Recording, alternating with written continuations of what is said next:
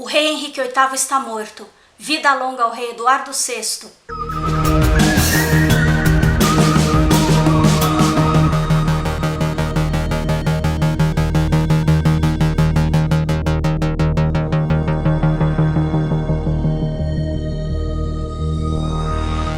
A esse ponto, quem já acompanha o canal há algum tempo sabe que o rei Henrique VIII não resistia a uma boa comida, à execução de seus desafetos, dentre eles suas próprias esposas e alguns amigos íntimos, e a um rabo de saia.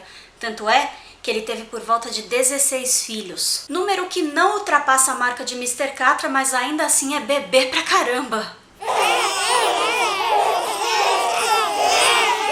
Seus 3 legítimos, Eduardo, Maria e Elizabeth, 5 crianças de Catarina de Aragão que teriam nascido mortas ou morrido ainda bebês, 2 bebês que Ana Bolena perdeu logo depois do nascimento da princesa Elizabeth e ao menos 6 filhos ilegítimos tidos com suas amantes. Eu recebi principalmente nos vídeos sobre as esposas de Henrique VIII, que você pode encontrar na playlist que está na descrição, alguns questionamentos sobre o que teria acontecido com Eduardo, Maria e Elizabeth. Então nessa série de 3 vídeos nós vamos conhecê-los melhor e saber o que aconteceu com eles. Vamos começar pelo garoto que assumiu o trono logo depois da morte de seu pai e se tornou o rei Eduardo VI. Eduardo VI era filho de Henrique VIII e sua terceira esposa, Joana Seymour. Ele também era irmão de Maria, filha de Catarina de Aragão, que nasceu em 1516, e da princesa Elizabeth, filha de Ana Bolena, que nasceu em 1533. Em 27 de maio de 1537, o país estava em festa. Joana Seymour sentira seu bebê mexer pela primeira vez e anunciara a sua tão esperada gestação. O príncipe nasceu saudável após um parto longo e difícil. A rainha entrou em trabalho de parto no dia 9 de outubro e finalmente deu à luz no dia 12.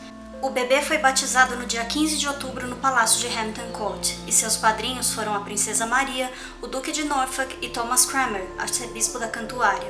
Inicialmente, a rainha parecia estar recuperada, mas ela acabou desenvolvendo febre puerperal e a septicemia se instalou. Na noite de 24 de outubro, a rainha que dera à luz o herdeiro tão desejado morreu, deixando Henrique VIII em grande comoção. Quando bebê, Eduardo foi cuidado pela governanta Lady Margaret Bryan, que também cuidou de suas meias-irmãs, e depois por Blanche Herbert, Lady Troy. Quando completou 6 anos, o jovem príncipe iniciou sua educação formal e teve a tutela de estudiosos influentes da época, tendo aprendido inglês e latim.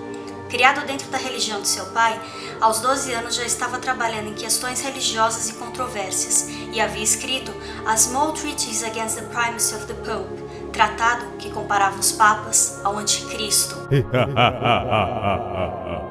Em 1453 ele fica noivo de Maria da Escócia, também conhecida como Mary Stuart, coroada rainha com apenas 6 dias de vida. O compromisso foi oficializado quando Henrique VIII assinou o Tratado de Greenwich, mas no mesmo ano o tratado foi desfeito para que uma aliança entre Escócia e França fosse renovada e Maria fica noiva do futuro Francisco II de França. Henrique VIII morre em 28 de janeiro de 1547, quando o príncipe tinha apenas 9 anos, e ele se torna o rei Eduardo VI de Inglaterra. Ele era jovem demais para governar o país sozinho. Então, um conselho de regência foi estabelecido, de acordo com o testamento de seu pai. 16 executores foram nomeados para atuar no conselho regencial até que o rei atingisse a maioridade aos 18 anos. Esse conselho foi liderado pelo tio do novo rei, Eduardo Seymour, que se tornou Lorde Protetor do reino e também detinha os títulos de primeiro duque de Somerset e governador da pessoa do rei. Um outro membro do conselho era o arcebispo Thomas Cranmer, que o coroou Eduardo VI. Porém, Seymour não estava satisfeito em ser apenas o Lorde Protetor. Em 1547, ele convence o jovem rei a assinar cartas de patente, dando-lhe o direito de nomear membros de sua escolha para o conselho privado e de apenas consultá-los quando ele próprio decidisse. Seymour era rei em tudo, menos no nome, enquanto o sobrinho era praticamente um prisioneiro. Para controlá-lo ainda mais, Seymour lhe negava até sua mesada. Mas seu outro tio, Thomas Seymour Lord Sudeley, agora viúvo de Catarina Parr, que havia sido a última esposa de Henrique VIII, queria passar por cima do irmão e secretamente fornecia dinheiro ao rei. Eduardo Seymour descobriu a traição. Para piorar, Thomas ainda foi considerado culpado de 33 acusações de traição após sua prisão no Palácio de Hampton Court, onde ele teria supostamente tentado invadir os aposentos de Eduardo VI para ou sequestrá-lo ou assassiná-lo. Considerado culpado das acusações, ele fora levado à Torre de Londres e decapitado em 20 de março de 1549. Mas a queda de Eduardo Seymour também estava próxima. Protestante convicto, ele se aliou a Thomas Cranmer para tornar a Inglaterra um país totalmente protestante. No entanto, essas reformas radicais, medidas anticatólicas e os problemas econômicos do país levaram a agitações sociais como a Rebelião do Livro de Oração e a Rebelião de Ket, que atribuídas a Seymour foram sua ruína. Em uma manobra desesperada, no dia 6 de outubro do mesmo ano, ele sequestra o sobrinho e o leva para o castelo de Windsor. De acordo com o próprio Eduardo VI, ele fora mantido em péssimas condições. O episódio fez com que finalmente o menino Eduardo, amadurecido, se cansasse do tio. Seymour recebeu 29 acusações de traição, sendo preso em 11 de outubro de 1549 e executado em 22 de janeiro de 1552. Em fevereiro de 1550, John Dudley, conde de Warwick, estava chefiando o Conselho de Regência e tornou-se a figura política mais importante do país, sendo nomeado Duque de Northumberland em 1551. Mas Dudley, ao contrário de Seymour, apesar de ambicioso, tomou cuidado de não concentrar avidamente o poder em suas mãos.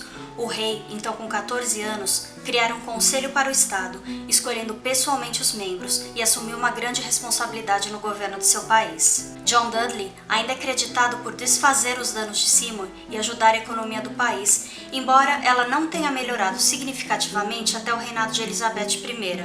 Dudley também continuou as reformas protestantes de Seymour, confiscando terras da igreja. Quem sofreu com o estreitamento das regras durante a reforma foi a irmã mais velha de Eduardo, Maria, que queria continuar praticando a religião de sua mãe, o catolicismo, e isso era preocupante para Eduardo, pois sua irmã seria o foco da resistência contra o protestantismo. Maria até tentou fugir da Inglaterra. Revoltado com o atrevimento da irmã, ele interceptou a fuga, mas por Maria ser a herdeira do trono, ele não teve escolha a não ser permitir que ela permanecesse católica. Ainda em 1551, ele ficou noivo de Isabel de Valois, filha de Henrique II de França, mas no inverno de 1552 para 1553, era óbvio que Eduardo estava gravemente doente. Henrique VIII havia restaurado a sucessão de suas filhas ao trono, o que significava que, com a morte de Eduardo, a princesa Maria deveria se tornar rainha, mas o rei e seu conselho tinham outras ideias. Temendo a sucessão de uma rainha católica que desfaria todas as reformas religiosas de seu reinado, Eduardo foi persuadido a escrever um plano de sucessão para tornar sua prima, a protestante Lady Joanna Grey, sobrinha neta de Henrique VIII, a nova rainha, algo extremamente conveniente para John Dudley, genro de Joanna. A saúde de Eduardo VI deteriorou rapidamente, sua tosse e febre se intensificaram e ele respirava com dificuldade. Tal qual o pai, suas pernas ficaram inchadas e feridas e úlceras se espalharam por todo o seu corpo. Em 6 de julho de 1553, Eduardo VI morre no Palácio de Greenwich com apenas 15 anos. A causa exata de sua morte é desconhecida, embora as teorias incluam tuberculose e broncopneumonia, males que teriam evoluído para um quadro de septicemia. Conforme planejado meticulosamente por John Dudley, Lady Joanna Grey se tornou rainha da Inglaterra. O seu apelido de Rainha dos 9 Dias resume o seu reinado, mas o motivo você só vai descobrir no próximo vídeo, no qual vamos conhecer melhor a Rainha Maria I. Se você gostou desse vídeo, dá um joinha, se não gostou, espera a próxima rainha chegar.